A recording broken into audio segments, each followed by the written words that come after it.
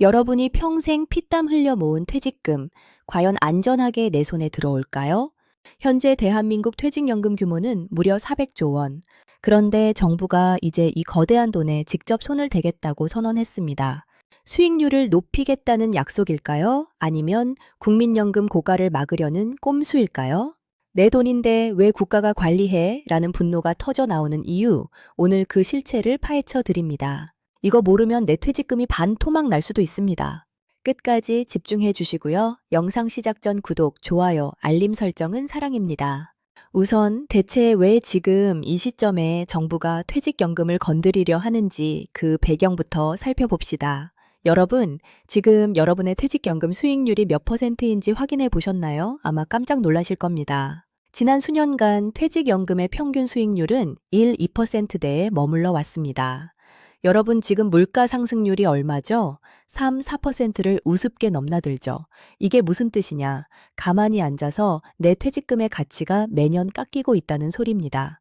실제로 퇴직연금의 90% 이상이 원리금 보장형, 즉 그냥 은행 예금 같은 곳에 묶여 있습니다.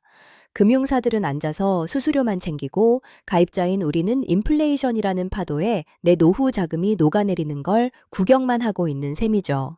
정부가 내세우는 명분은 바로 이겁니다. 이대로 두면 노후 빈곤은 불 보듯 뻔하다. 그러니 전문가들이 모인 거대 기금을 만들어서 주식이나 채권, 부동산에 공격적으로 투자해 수익률을 끌어올리겠다는 것이죠. 하지만 여기서부터 진짜 싸움이 시작됩니다. 첫 번째 쟁점, 바로 사적 재산권과 공적 관리의 충돌입니다. 자, 상상해 보세요. 내 지갑에 든 돈을 옆집 아저씨가 오더니, 야, 너 돈 관리 너무 못한다. 내가 대신 가져가서 투자해 줄게. 수익 나면 나눠줄게 라고 한다면 여러분은 기분이 어떠시겠습니까? 당연히, 아니, 내 돈을 왜 당신이 가져가? 라고 하시겠죠. 퇴직연금은 국민연금 같은 세금이 아닙니다. 기업과 노동자가 맺은 계약에 따라 지급되는 엄연한 사유재산입니다. 그런데 이걸 국가가 지정한 기금에 강제로 넣게 한다? 이건 헌법상 보장된 사유재산권을 침해하는 거 아니냐는 날 선 비판이 나오는 이유입니다. 두 번째는 더 무서운 이야기입니다. 이른바 국민연금 땜질용 자금 동원 우려죠. 여러분도 잘 아시다시피 국민연금 고갈 문제는 대한민국 최고의 시한폭탄입니다. 그런데 정부가 퇴직연금을 기금화해서 관리하면 은근슬쩍 그 돈을 국민연금의 적자를 메우거나 국가 사업에 끌어다 쓰는 것 아니냐는 의구심이 드는 겁니다. 겉으로는 수익률 제고를 외치지만 속내를 들여다보면 거대한 자금줄을 국가 통제 아래 두려는 의도가 숨어 있는 게 아니냐는 지적이죠. 만약 정말로 내 퇴직금이 정부 정책 실패를 뒷받침하는 용도로 쓰인다면 그 피해는 고스란히 우리 노동자들의 몫이 될 겁니다. 세 번째로 우리가 짚어봐야 할 건 운용의 독립성과 손실, 책임 문제입니다. 자, 기금을 만들었다고 칩시다. 그런데 만약 그 기금이 투자를 잘못해서 마이너스 수익률을 기록하면 어떻게 될까요? 국가가 책임지고 물어줄까요? 현재까지 나온 안들을 보면 그에 대한 명확한 답이 없습니다. 수익은 국가 관리 덕분이고 손실은 시장 상황 탓이라는 전형적인 책임 회피가 일어날 수 있다는 거죠. 또한 거대 기금의 운용력들을 누가 임명하느냐에 따라 정치적 입김이 작용할 가능성도 큽니다. 전문성이 아니라 정권의 입맛에 맞는 인사가 자금을 굴린다면 그 결과는 안 봐도 비디오겠죠. 네 번째는 시장 왜곡과 선택권 상실입니다. 지금은 내가 직접 은행을 고르고 증권사를 골라서 상품을 선택할 수 있죠. 비록 수익률이 낮더라도 내 의지가 반영됩니다. 하지만 기금화가 되면 이런 개인의 선택권은 사실상 사라집니다. 금융사들 입장에서도 큰일입니다. 400조 원이라는 거대 자본이 국가 기금으로 넘어가 버리면 민간 금융시장은 급격히 위축될 수밖에 없습니다. 경쟁이 사라진 시장에서 혁신적인 서비스나 수익률 개선을 기대하기는 더 힘들어질 수도 있다는 우려가 나옵니다. 그럼 여기서 잠깐 도대체 지금 방식과 기금화가 되면 무엇이 달라지는지 핵심만 콕 짚어 비교해 보겠습니다. 현재는 계약형이라고 부릅니다. 여러분이 금융사와 직접 계약해서 돈을 맡기는 방식이죠. 반면 기금화는 기금형입니다. 회사가 별도의 법인인 기금을 세우거나 국가가 만든 거대 기금에 돈을 통째로 맡기는 구조입니다. 계약형이 각계전투라면 기금형은 거대한 군단이 움직이는 꼴입니다. 덩치가 크니 협상력도 높고 투자처도 다양하겠지만 그만큼 유연성이 떨어지고 관료주의에 빠질 위험도 크겠죠. 자, 그럼 이 거대한 변화 언제쯤 우리 삶에 닥쳐올까요? 일정을 잘 챙기셔야 합니다. 정부는 일단 2026년 초까지는 구체적인 결론을 도출하겠다는 입장입니다. 즉, 어떤 방식으로 기금화할지, 어떤 제도를 도입할지 2026년이면 가닥이 잡힌다는 소리죠. 그리고 더 중요한 것, 퇴직연금 의무화입니다.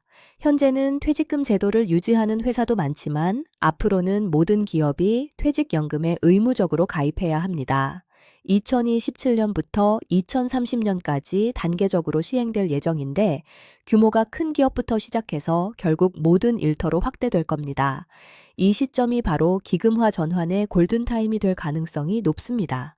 마지막으로 지금 당장 돈이 급해서 혹은 불안해서 내 퇴직연금을 인출하고 싶은 분들도 계실 겁니다.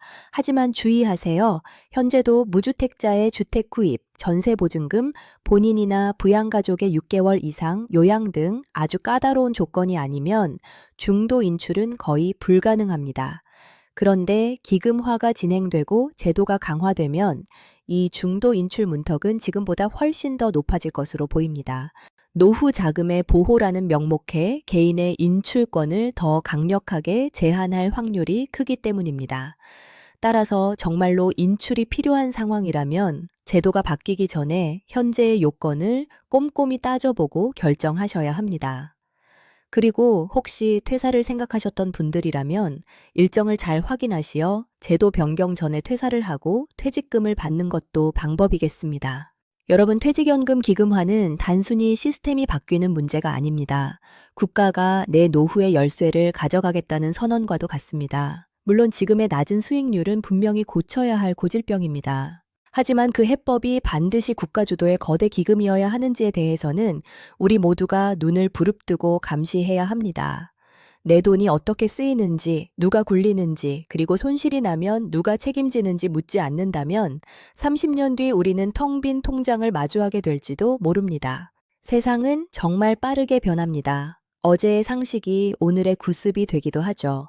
우리도 우리의 소중한 노후 자금을 지키기 위한 전략을 세워야 할 때입니다.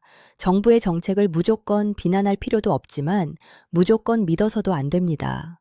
혹시 지금 당장 내 퇴직연금 현황을 확인하고 싶으신 분들은 고용노동부의 통합연금 포털을 활용해 보세요.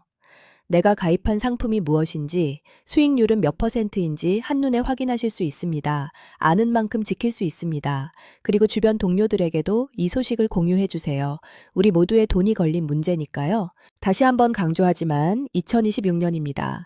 그때가 되면 퇴직연금의 판이 완전히 뒤바뀔 겁니다. 그때 가서 당황하지 않으려면 지금부터 관심을 가져야 합니다. 금융사들이 제시하는 감언이설에 속지 마시고 정부가 발표하는 대책의 행간을 읽으세요. 세상에 공짜는 없습니다. 수익률이 높다면 그만큼의 리스크도 있다는 사실을 잊지 마세요. 자, 오늘 이야기가 유익하셨나요? 여러분의 퇴직금, 여러분은 국가에 맡기실 용의가 있으신가요? 아니면 내 돈은 내가 끝까지 관리하고 싶으신가요? 여러분의 소중한 의견을 댓글로 남겨주세요. 여러분의 의견이 모여야 정책도 바뀔 수 있습니다. 오늘 영상이 도움이 되셨다면 구독과 좋아요, 그리고 알림 설정까지 꼭 부탁드립니다. 여러분의 노후가 안녕하기를 진심으로 바라며 저는 다음 시간에 더 깊이 있고 흥미로운 지식 이야기로 돌아오겠습니다.